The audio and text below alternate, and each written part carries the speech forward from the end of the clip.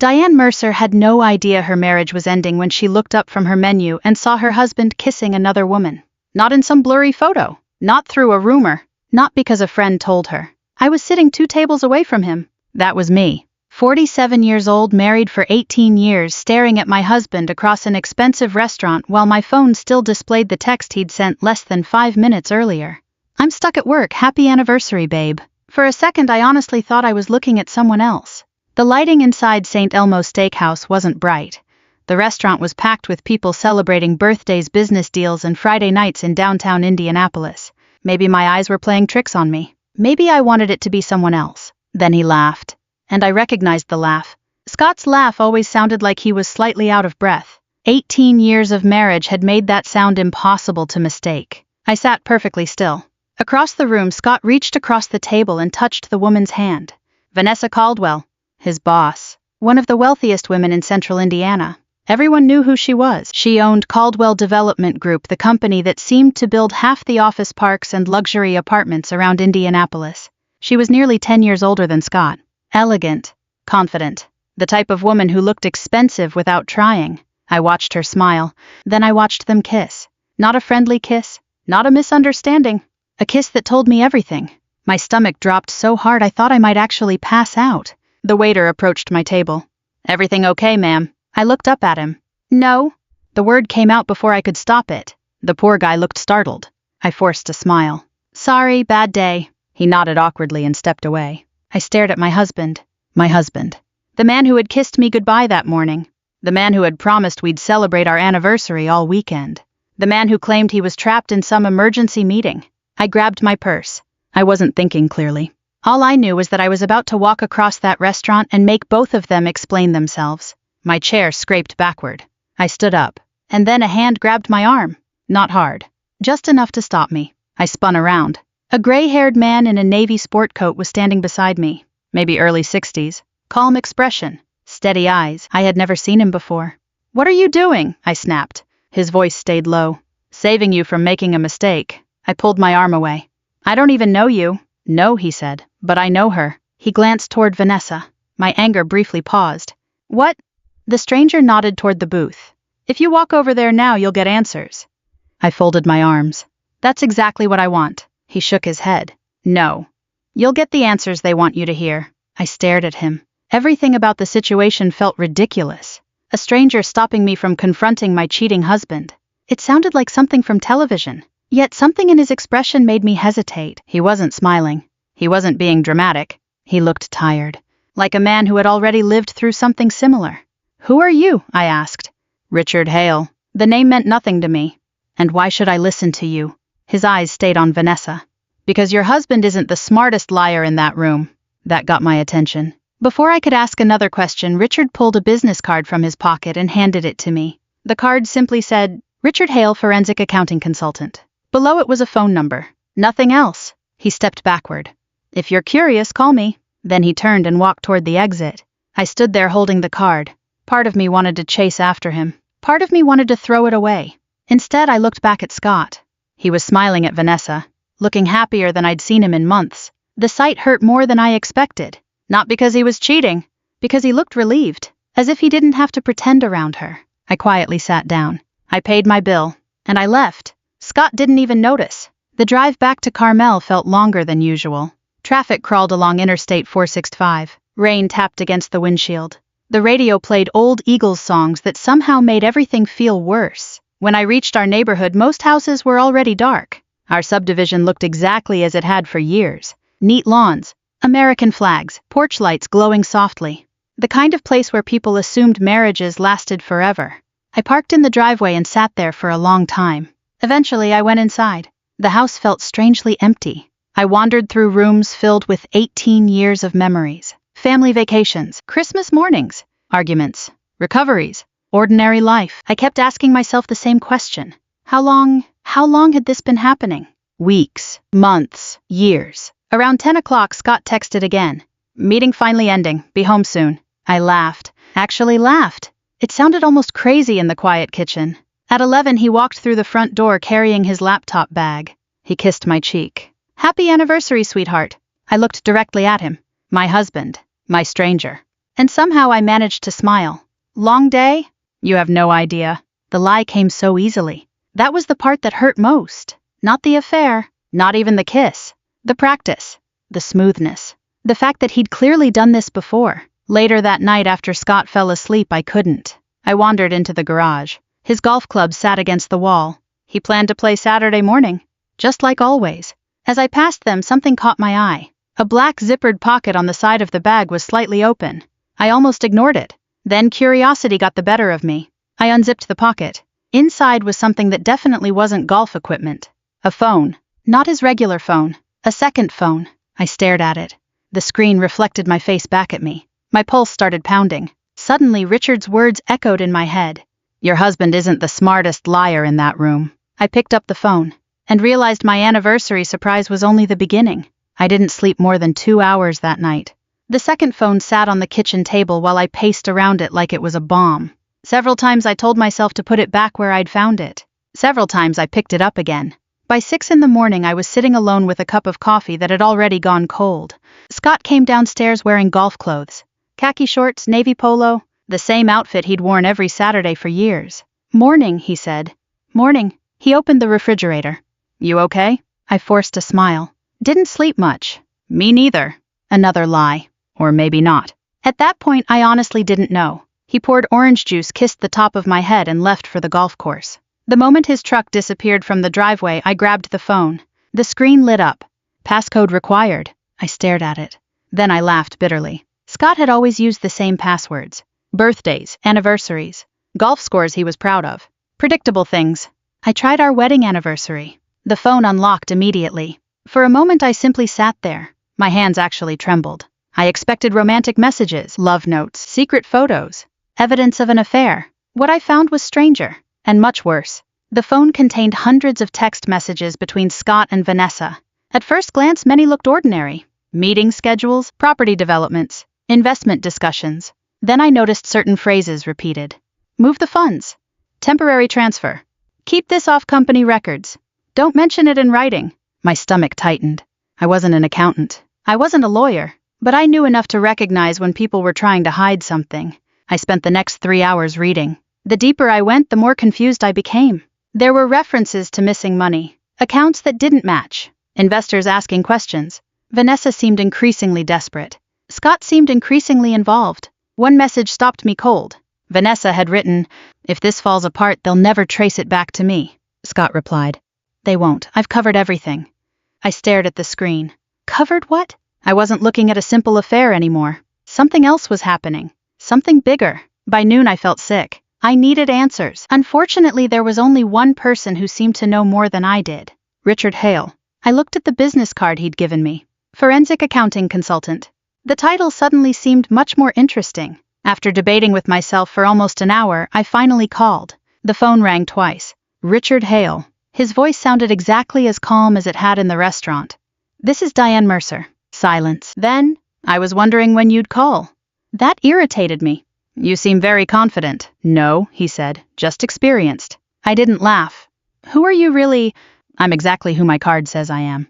"And how do you know Vanessa Caldwell?" A pause. Long enough to tell me he was deciding how much to reveal. "Because I used to work for her." That surprised me. "What happened?" "I got fired." "Why?" He sighed. "Because I asked questions she didn't like." An hour later, I was sitting across from him inside a coffee shop in downtown Carmel. The place smelled like roasted beans and cinnamon muffins. Retirees chatted near the windows. College students worked on laptops. Nobody paid attention to us. Richard stirred his coffee. "I worked for Caldwell Development for nearly 12 years. "What did you do?" "Forensic accounting." I nodded slowly. "Looking for fraud, among other things." "What happened?" His expression hardened. "I found numbers that didn't make sense." I leaned forward. And I made the mistake of believing honesty mattered." The bitterness in his voice sounded genuine. Richard explained that years ago he had discovered irregular financial transfers inside the company. Nothing dramatic at first. Just numbers that didn't add up. When he raised concerns, executives dismissed them. When he persisted, he was terminated. "Did you sue?" He laughed. "No." "Why not?" "Because people with hundreds of millions of dollars usually have better lawyers." "Fair point." I studied him carefully. "What if you're lying?" His eyebrows lifted. "Good question. Seriously. What if this is some personal grudge? Richard smiled slightly. You should ask that question. That wasn't the answer I wanted. But strangely, it made me trust him a little more. He wasn't asking me for blind faith. He was asking me to think. Over the next week, I lived 2 lives. One version of me continued normal routines. I went to work, bought groceries at Kroger, visited my sister, watered flowers, pretended everything was fine. The other version spent every spare moment investigating, reading messages, taking notes, looking for patterns. Meanwhile, Scott seemed increasingly distracted. He checked his phone constantly. He left rooms to take calls. He became irritable over small things. One night, I accidentally left a notebook on the kitchen counter. Nothing suspicious. Just notes I'd written for myself. Still, he noticed. His eyes lingered on it. You writing a book? The question sounded casual. Too casual. No, he nodded. But I could see concern behind his smile. The following week, things became worse. We argued over stupid stuff, laundry, bills, dinner plans, things that never used to matter. Neither of us said what we were actually thinking. The silence between us grew heavier every day. One evening, my sister Karen came over. We sat on the patio drinking iced tea. She watched me carefully. Diane, what? You've been acting strange. I looked away. I'm fine. No, you're not. Karen had known me 45 years. Lying to her was impossible. Still, I tried. I'm just stressed. She frowned. About what? I couldn't tell her. Not yet. The evidence felt incomplete. The story made no sense. An affair. Financial secrets. A millionaire boss. A mysterious accountant. Even saying it out loud sounded ridiculous. That night after Karen left, I seriously considered stopping. Walking away. Maybe Scott was cheating. Maybe Vanessa had financial problems. Maybe the two things weren't connected. Maybe I was becoming obsessed. The investigation had already started consuming my life. I barely recognized myself. The next morning, Richard called. His voice sounded different. More urgent. I found something. My pulse quickened. What? You need to sit down. I was already sitting. What is it? The woman your husband thinks he's building a future with. I waited. Richard continued. She's engaged. I blinked. What? Vanessa Caldwell is engaged to a real estate investor in Chicago. For several seconds I couldn't speak. Are you sure? Completely. He emailed documents immediately. Photographs, engagement announcements, private event invitations, financial records. The evidence was overwhelming. I stared at the screen. Scott had risked everything. His marriage, his reputation, possibly his freedom, for a woman who wasn't even planning to be with him. The realization left me stunned. I almost felt sorry for him. Almost. Then Richard spoke again, and what he said next changed everything. Diane, I found documents showing that if Vanessa's financial scheme collapses, he paused. Your husband may end up taking the blame for all of it. I felt cold all over. Because suddenly this wasn't just about betrayal anymore. It was about disaster. For the next few days, I couldn't stop thinking about what Richard had told me. Not the affair. Oddly enough, that part was becoming easier to understand. People cheated. People lied. People made terrible decisions. What kept me awake at night was the possibility that Scott had become involved in something that could destroy both of our lives. We had separate checking accounts, but we shared a mortgage, shared investments, shared responsibilities. If he was mixed up in financial fraud, I wasn't sure how much damage would spread. The more I learned, the less I knew. And that frightened me. On Monday morning, I drove to my office in North Indianapolis feeling exhausted. The insurance company where I worked occupied a modest 3-story building near Keystone Crossing. Nothing glamorous, nothing exciting, just regular people processing claims and helping customers. The kind of workplace where everyone knew everyone's birthday. Normally I enjoyed it. Lately I couldn't focus. My computer screen blurred together. Emails piled up. Twice I caught myself staring into space. Around noon, my coworker Melissa walked into my office. Diane, I jumped. She laughed. Good grief, you okay? Just tired. You sure? I nodded. But she clearly didn't believe me. Nobody did anymore. That evening I met Richard again. This time we sat inside a public library meeting room in Carmel. He spread several documents across the table. I've been reviewing old company records. What did you find? Richard adjusted his glasses. The same pattern. What pattern? Money moving through temporary accounts. I studied the papers. Numbers, dates, transfers. Most of it looked like a foreign language to me. He pointed at several highlighted sections. These transfers shouldn't exist. And Scott helped with them. Looks that way. I rubbed my forehead. The headache I'd been carrying for weeks intensified. What if he didn't understand what he was doing? Richard looked at me carefully. You still love him? The statement wasn't a question. I stared at the documents. I don't know. That wasn't entirely true. I did still love him. At least part of me did. The part that remembered road trips to Michigan, snowstorms, hospital visits, family holidays. 18 years doesn't disappear overnight. Unfortunately, love doesn't erase facts either. Over the next month, I began quietly collecting evidence. Nothing dramatic, just screenshots, copies of messages, notes, dates, anything that might eventually matter. The process felt uncomfortable. I wasn't a detective. I wasn't a spy. Half the time I felt guilty. The other half I felt angry for feeling guilty. Meanwhile, Scott's behavior became increasingly erratic. Some days he seemed nervous. Other days he acted unusually cheerful, almost relieved. One night he came home carrying flowers. Yellow roses. My favorite. The gesture would have melted my heart 6 months earlier. Instead it broke it, because it felt like an apology for something he hadn't confessed. We ate dinner together. Talked about ordinary things. Neighbors, weather, weekend plans. The entire time I wondered how much of our conversation was real. After dinner he reached across the table and squeezed my hand. I'm sorry I've been distracted lately. I looked at him. There was genuine sadness in his eyes. For one dangerous moment I nearly told him everything. About the second phone. About Richard. About the investigation. I almost confessed it all. Instead I simply nodded. Me too. That night I cried in the shower where he couldn't hear me. Not because I wanted revenge. Because I wanted my old life back. The problem was that my old life apparently never existed. A week later everything nearly collapsed. I was making copies of financial notes during lunch break when someone entered the records room unexpectedly. I turned around. Melissa. Of course. She looked surprised. Diane. My stomach dropped. What are you doing? I reacted too slowly. The papers were still in my hands. She glanced down, then back at me. An uncomfortable silence followed. I knew exactly what she was thinking. Why was an office manager making copies of documents unrelated to work? The explanation sounded suspicious because it was suspicious. I quickly shoved the papers into a folder. Just personal stuff. Melissa nodded, but her expression said otherwise. By Friday, rumors had begun spreading around the office. Nothing specific, just whispers, questions, concerned looks. The situation embarrassed me more than I wanted to admit. The stress started affecting every area of my life. At home, Scott became increasingly suspicious. One evening he found me looking at his schedule on the kitchen calendar. What are you doing? The question sounded sharper than usual. I froze. Nothing. His eyes narrowed. For a second we simply stared at each other.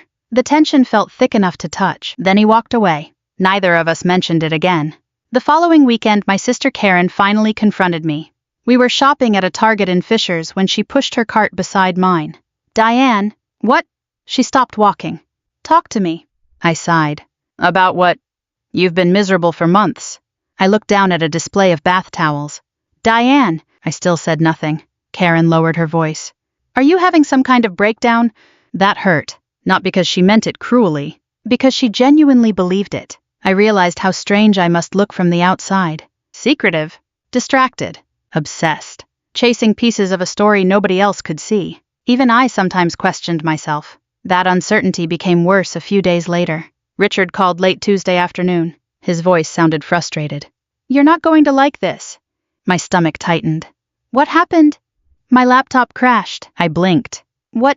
The hard drive failed. Silence. Then another silence. I couldn't believe what I was hearing. Months of records. Research. Evidence. Gone. Can it be recovered? I don't know.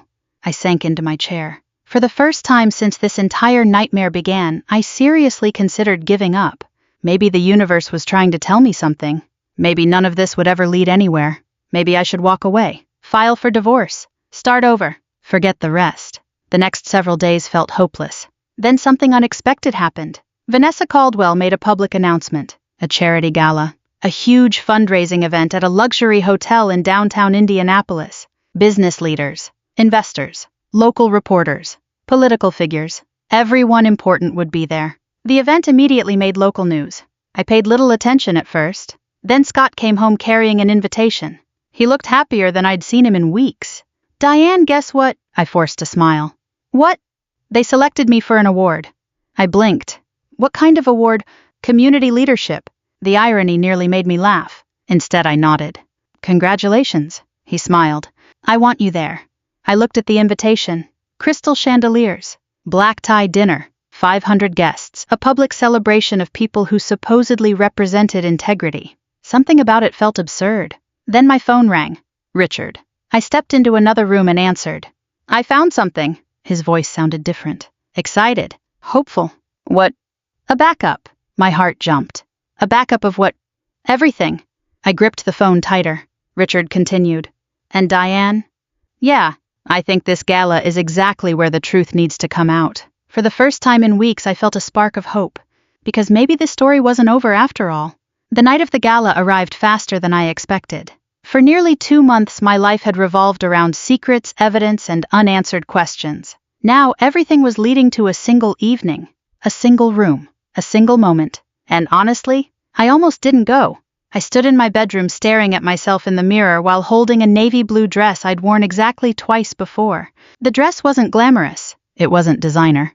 I bought it years ago at Macy's for a company awards dinner. But it fit well, and at 47 I had reached the age where comfort mattered more than fashion labels. Downstairs, Scott was adjusting his tie. He looked nervous. At the time I assumed it was because of the award. Looking back, maybe part of him sensed trouble coming. You ready? He asked. As ready as I'll ever be, he smiled. For a split second I saw the man I married. The man who used to make me laugh during long drives. The man who brought me soup when I had the flu. The man who once spent 3 hours helping an elderly neighbor shovel snow. That was what made everything so complicated. Bad people were easy to hate, real people weren't. The drive into Indianapolis took about 30 minutes. Downtown glittered against the dark June sky. Office towers reflected city lights. Traffic moved steadily around Monument Circle. When we arrived at the hotel, valets hurried between luxury cars while photographers gathered near the entrance. The gala occupied the grand ballroom. Crystal chandeliers hung from the ceiling. White tablecloths covered dozens of tables. A small orchestra played classic jazz near the stage. Servers carried trays filled with appetizers. Everywhere I looked, people were smiling, networking, laughing, shaking hands, pretending their lives were perfect. Scott immediately began greeting colleagues. I followed politely. Inside my stomach was in knots. I hadn't heard from Richard all day. That worried me. Around 7 o'clock, Vanessa Caldwell entered the ballroom. And naturally, she became the center of attention. People practically lined up to greet her. She wore an elegant black gown and moved through the room like she owned it. Which in a way she did. Several local reporters approached her. Cameras flashed. Investors laughed at her jokes. Watching her, it was hard to imagine she was worried about anything. Yet Richard's documents told a different story. A very different story. Scott noticed me watching Vanessa. Pretty impressive, huh? I looked at him. You admire her. His smile widened. She's built an incredible company. I swallowed hard. If only he knew.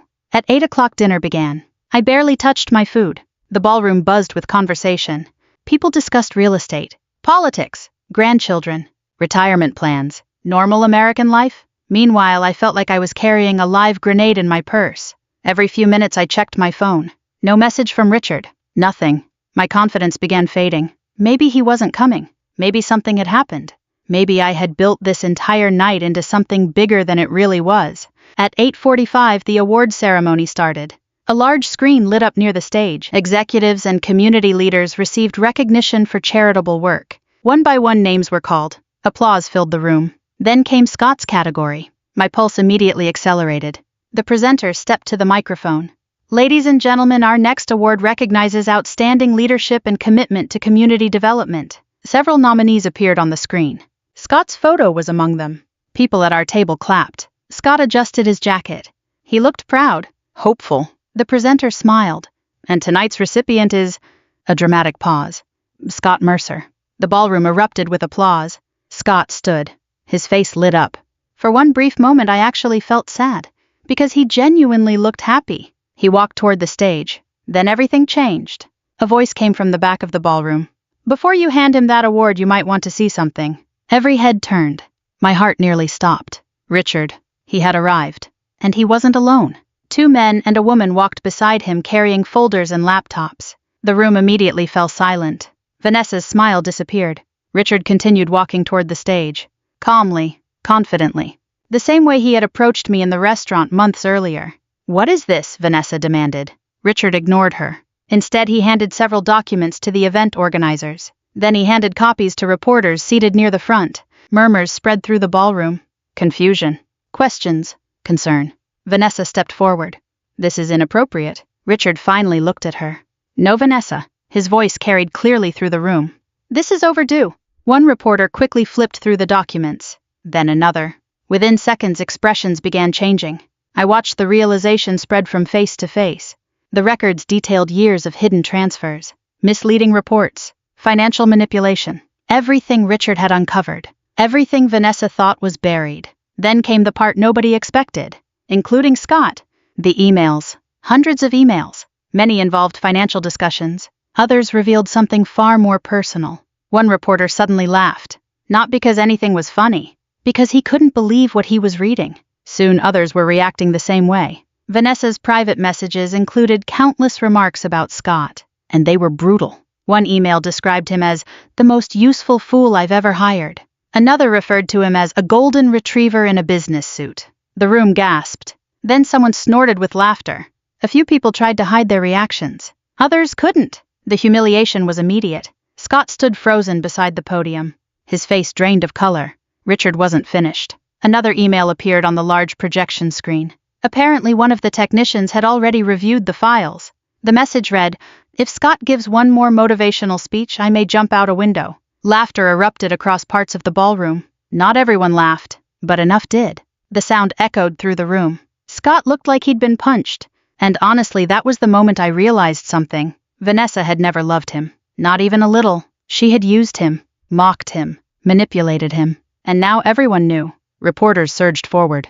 Questions flew from every direction. Ms. Caldwell, can you explain these transfers? Did investors know about these accounts?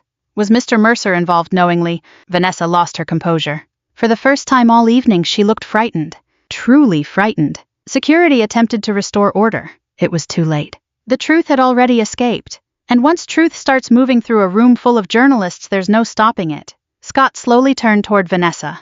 The look on his face was unforgettable. Not anger. Not yet. Shock. Pure shock. The kind that comes when a fantasy collapses in front of hundreds of witnesses. I stood quietly from my chair. Nobody noticed. Nobody cared. All attention remained fixed on the stage, on Vanessa, on Scott, on the scandal unraveling in real time. I made my way toward the ballroom exit. For the first time in months, I could breathe. I had almost reached the hotel lobby when I heard someone calling my name. Diane. I stopped. The voice behind me sounded desperate. I already knew who it was. Scott. Diane. I stopped walking. Not because I wanted to. Because after 18 years together, some habits are hard to break. I turned around slowly. Scott was hurrying through the hotel lobby, his tie loosened, his face pale. Behind him, I could still hear the chaos spilling out from the ballroom. Reporters shouting questions. People arguing. Security trying to regain control.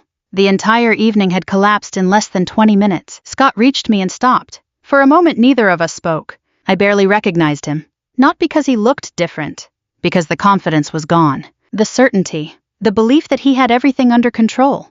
It had all vanished. Diane, he said quietly. I waited. I can explain. I almost laughed. Not because it was funny.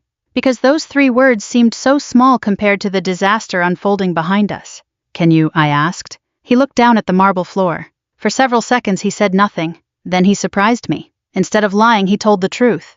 At least for the first time in months, I screwed up. The words came out weakly. I know. No, he said. You don't understand. I folded my arms. Then help me understand. Scott rubbed his face, looking exhausted, looking older than 50, looking like a man who had just watched his future disappear.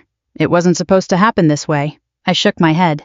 None of this was supposed to happen. A painful silence settled between us. Finally he sighed. I thought she cared about me.